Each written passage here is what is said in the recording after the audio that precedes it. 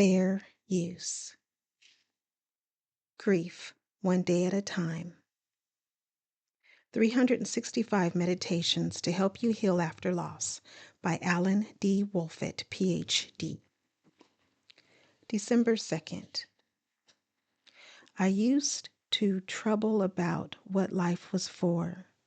Now being alive seems sufficient reason. A quote from Joanna Field. What were the lives of our loved ones who died for? Did they have some grand purpose here on earth? Or have we realized that it was a miracle that they simply lived? We may never come to a satisfactory conclusion about what life is for, but being alive, there are a myriad day-to-day joys and moments of meaning in that. Just think, we are alive. Our loved ones were alive, and we were fortunate to have our lives intersect with theirs. What an amazing gift. The meditation reads, I am working on feeling grateful for life. December 3rd. If we want to avoid the suffering of leaving, we will never experience the joy of loving. And love is stronger than fear, life stronger than death, hope stronger than despair. We have to trust that the risk of loving is always worth taking. A quote from Henry Nouwen.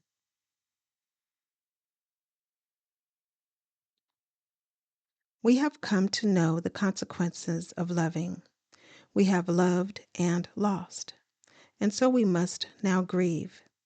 And yet, even in our moments of deepest pain, we harbor a profound knowing. It was worth it, without a doubt. We would do it all over again. Of course we would. Paradoxically, the love we were privileged to experience is the only thing that prevents the heaviness of our grief from crushing us. It is both the cause and the cure, the problem and the solution. It is love that will sustain and ultimately renew us. The meditation reads, was it worth it? I will ask myself this question, and the answer will help me see through.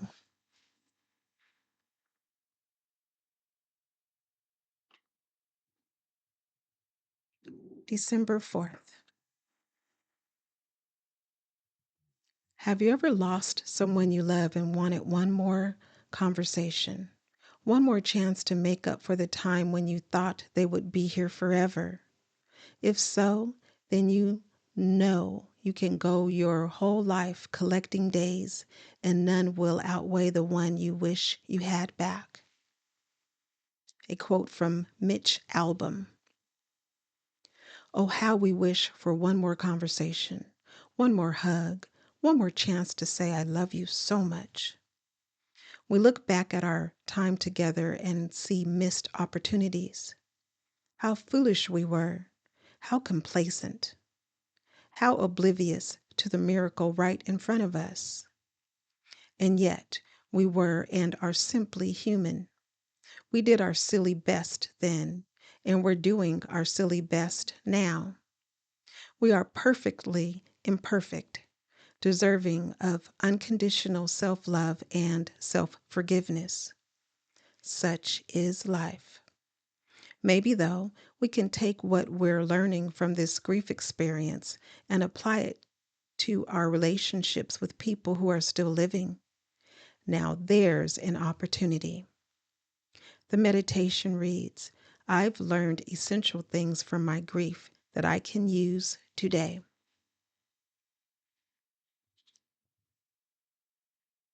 December 5th. Everyone must leave something behind when he dies. My grandfather said, a child or a book or a painting or a house or a wall built or a pair of shoes made or a garden planted. Something your hand touched some way so your soul has somewhere to go when you die. And when people look at that tree or that flower you planted, you're there. A quote by Ray Bradbury. Our loved ones who died devoted time and energy to various passions. They made, collected, or nurtured things, objects, hobbies, places, relationships with pets and people. Wherever they laid their hands with love, those places are sacred. After my father died, I placed photos of him in a place where I would see them often. I surrounded the photos with things that connected me to him, such as his tennis racket and a favorite baseball cap. This became a sacred place where I could stop and mourn, remember, share my memories with others, and heal. The concept of psychometry holds that people leave behind vibrational imprints on objects they've touched or places they've lived. Followers believe that touching or holding these objects or spending time in these places allows us to connect with those who have died, not just through memory, but in a more physical, literal way. I know that when I wear my father's watch, I feel his presence. The meditation reads, "Today I will touch something my loved one cherished, or spend time in a place where part of his soul still resides." December 6th. Optimist. Someone who figures that taking a step backward after taking a step forward is not a disaster. It's a cha-cha. A quote from Robert Brault. Grief is often a one step forward, two steps back kind of journey. It is also a going in circles and sometimes getting lost kind of journey. It's frustrating, but like all life, it's also how it is. We can choose to be optimists or pessimists in grief. Optimists find ways to foster hope for the future and trust that the journey, no matter how challenging, is taking them toward healing. We still experience pain. We still get lost and angry and depressed. But even in the midst of our necessary suffering, we try very hard to nurture the knowing that our lives can and will continue with meaning and love. The next time we take a step, or two, or three, or 57 backward, let's remember that grief is a dance. And if we only keep dancing, we're doing what we need to do. The meditation reads, "Today I reaffirm my intention to be an optimist in grief." December 7th.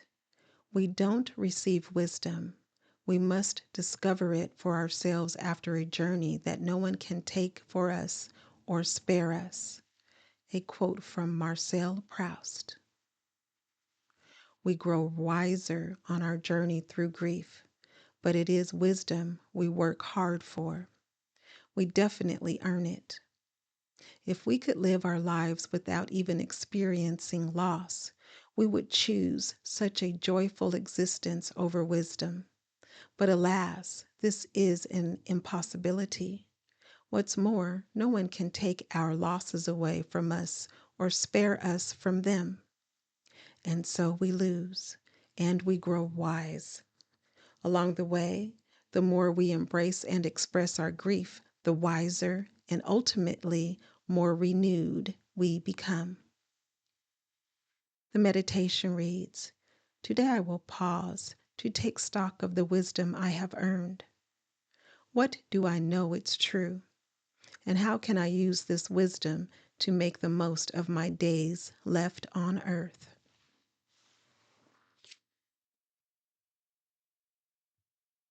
December 8th. There's a fine edge to new grief. It severs nerves, disconnects reality.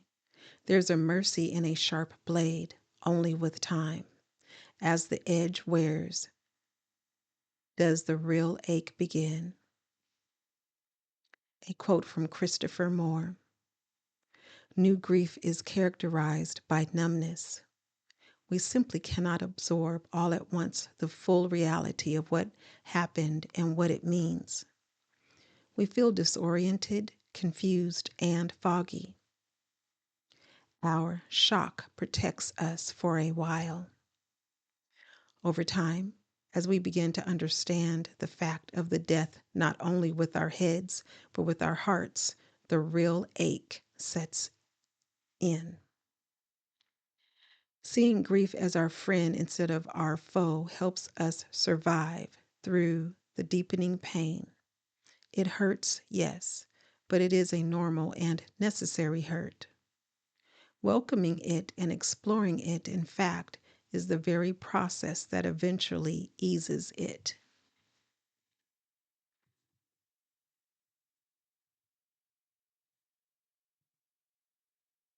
The meditation reads, I am aching, but it is a normal and necessary ache. Please share and remember that you are not alone.